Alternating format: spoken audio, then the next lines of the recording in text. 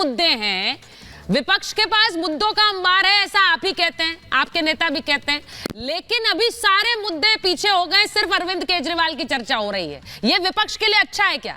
विपक्ष के पास सिर्फ अरविंद केजरीवाल मुद्दा हो गए अब। देखिए सुचारता जी, ऐसा नहीं है कि केवल अरविंद केजरीवाल जी मुद्दा है। मुद्दा वो हर मुद्दा है जो देश का मुद्दा है। देखिए माननीय प्रधानमंत्री जी ने क्या कहा, भ्रष्टाचार हटाओ।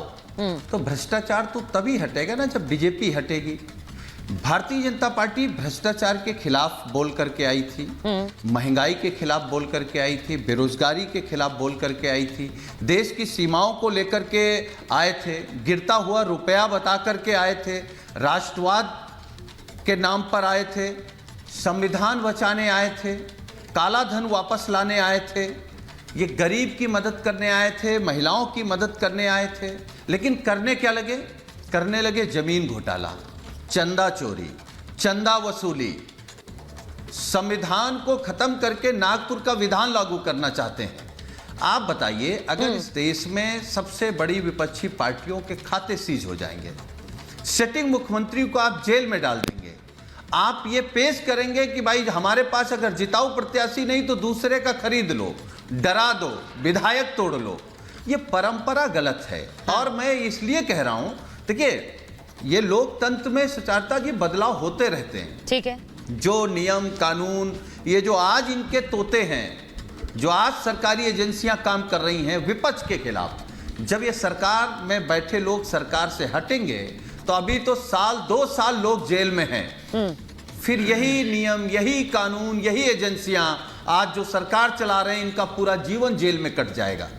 क्योंकि भ्रष्टाचार बड़ा है, कोरोना का भ्रष्टाचार है, नोटबंदी का भ्रष्टाचार है, पीएम केयर फंड का भ्रष्टाचार है, इलेक्टोरल और बॉन्ड का भ्रष्टाचार है। कहां कैसे बचेंगे? सुनील जी, मैं यही तो कह रही हूं, आप लोग इतने मुद्दे गिनाते रहे, लेकिन वो मुद्दे पीछे रह गए क्योंकि अभी चर्चा सिर्फ अरविंद केजरीवाल की हो रही है। और अरविंद केजरीवाल यानी कि दिल्ली की 7 सीटें, हम तो 543 सीटों की बातें कर रहे हैं। उन 543 सीटों पर क्या होगा? आप अभी विपक्ष का सारा फोकस सिर्फ दिल्ली की 7 सीटें लग रहा है क्योंकि चर्चा सिर्फ अरविंद केजरीवाल की हो रही है। और ये विन विन सिचुएशन है बीजेपी के लिए। बाकी राज्यों की बात नहीं हो रही, बाकी मुद्दों की बात नहीं हो रही है। तो ये सवाल ये नहीं है आज सुचारता जी, बोलिए। आजाद भारत में सिटिंग मुख्यमंत्री जेल में डाल दिया जाए, ये सिर्फ दिल्ली की बात है, ये देश के संविधान की बात नहीं, लेकिन हेमंत सोरेन पे आप लोग उस तरह से एक साथ नहीं आए जैसे केजरीवाल के मुद्दे पर आए हैं।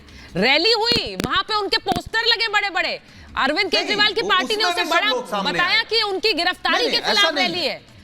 हेमंत सोरेन पर तो उस तरह से आप लोग नहीं जुड़े। गोंद की तरह जिस तरह से जोड़ दिया सबको, वो अरविंद केजरीवाल की गिरफ्तारी पर हुआ है। हाँ, बोलिए। देखिए देश में जो सबसे बड़ा मुद्दा है सुचारता जी, वो बेरोजगारी है, महंगाई है, ठीक है, भ्रष्टाचार है। और इन तीनों में आज पूरे ये कहते हैं ना कि हम दुनिया की सबसे बड़ी पार्टी हैं, तो दुनिया की सबसे भ्रष्ट पार्टी भी तो यही है।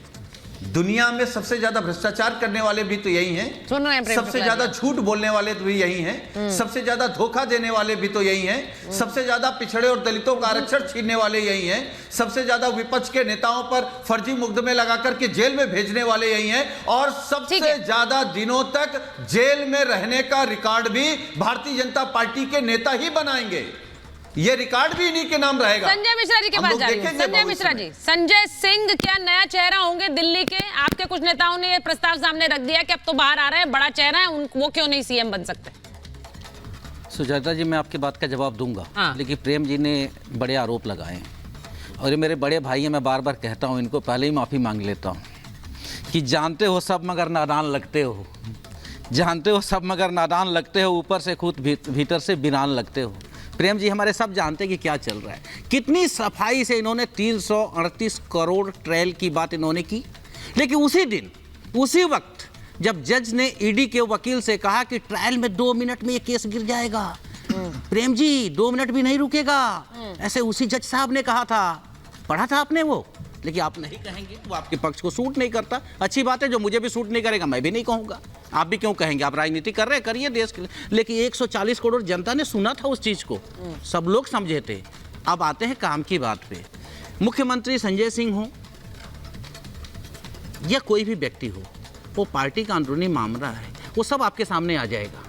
मैं समझता हूं कि अभी तक पार्टी का यही निर्णय है कि अरविंद केजरीवाल जी मुख्यमंत्री थे, अरविंद केजरीवाल जी मुख्यमंत्री हैं। दिल्ली का मुख्यमंत्री पार्टी का अंदरूनी मामला नहीं होता। किसी भी राज्य का मुख्यमंत्री कौन होगा, ये तो लोगों से जुड़ा हुआ मामला है ना संजय जी। बात तो पूरी तो कि अभी तक अरविंद केजरीवाल मुख्यमंत्री थे, आज हैं, कल भी अभी रहेंगे। निर्णय होगा, चेंज करने का होगा, सब कुछ आप लोगों के सामने आएगा। दिल्ली की जनता जैसा चाहेगी वैसा निर्णय पार्टी लेगी। लेकिन बीजेपी को खुश होने की आवश्यकता नहीं है। निर्णय तो पार्टी ने ले लिया। बीजेपी के लिए दिल्ली में अभी जगह ही नहीं है अगले 25 साल तक। ये चाहे जो परेशान करें, चाहे वो आम आदमी पार्टी को परेशान करे। तो ये तो अच्छी बात है, आप दिल्ली पर फोकस करिए, वो पूरे देश पर फोकस कर रहे हैं।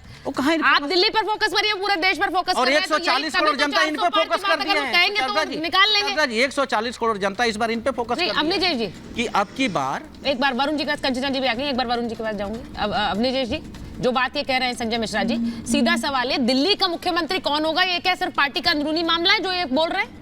कौन होगा? और उन्होंने सवाल, भाई बीजेपी तो सवाल उठाएगी, उसका तो काम है आम आदमी पार्टी पर सवाल उठाना। सुचरिता जी, देखिए, मैं बीजेपी की तरफ से बोलने वाला नहीं हूं, ना आम आदमी पार्टी की तरफ से बोलने वाला हूं अभी। लेकिन एक बार बार कही जा रही है, सिटिंग चीफ मिनिस्टर को जेल में भेज दिया। ठीक है। दूसरी तरफ ये कहा जाता है कि संविधान में ऐसा कहाँ लिखा है कि जेल के अंदर से सरकार नहीं चल सकती।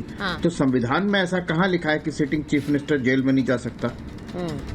उस पर आपको अगर संविधान याद आता है तो संविधान के हिसाब से बताइए, क्या सिटिंग चीफ मिनिस्टर पर अगर कोई आरोप है तो क्या उसको जेल नहीं भेजा जा सकता? क्या ये कहाँ लिखा है संविधान में, जिसमें आप लोकतंत्र की हत्या और संविधान की हत्या बता रहे हैं? पहली बात।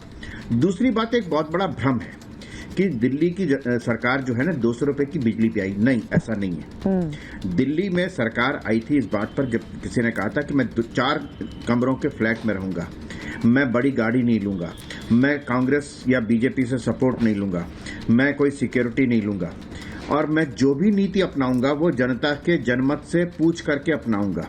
इस कारण बहुत सारे लोग देश में और विदेश से नौकरी छोड़ करके उस आंदोलन में शामिल हुए और एक बहुत बड़े स्वप्न की तरह इस देश में इस पार्टी को लेके आए। उसमें से कोई सा भी स्वप्न पूरा नहीं हुआ।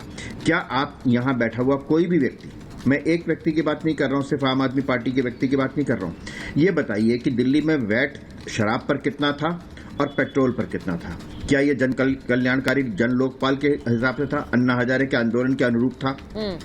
जब शराब की बोतल पर एक फ्री दी गई तो क्या जनमत लिया गया था? बाकी सब में आप रायशुमारी करते हैं कि हम रायशुमारी करेंगे जी, कौन हमारा मिनिस्टर होगा, कौन मुख्यमंत्री होगा, क्या हम लेके आएंगे, क्या नहीं लेके आएंगे, इस पर क्या आपने लिया था? तीसरी बात, जो सबसे महत्वपूर्ण बात यह है कि जब आप जिन स्वप्न को लेकर के आए थे, जब आपने उनको पूरा नहीं किया, जब आपने कहा था कि रॉबर्ट वाड्रा हो, सोनिया गांधी हो, लालू यादव हो, शरद पवार हो, मुलायम सिंह यादव, सबके नाम लेते थे आप, लंबी चौड़ी लिस्ट लेकर के आते थे कि इनसे 2 घंटे इंटेरोगेशन किया जाए, सारा सच उगल दिया जाएगा। शीला दीक्षित के घर में कितने एसी हैं ये गिन करके बताए जाते थे। आप उन सब की बात मैं एक बार वरुण पुरोहित जी बैठे, एक मिनट संजय मिश्रा, मैं सबसे रिएक्शन ले लूं। नहीं, बहुत सारे उनकी बारी भी नहीं आई ना।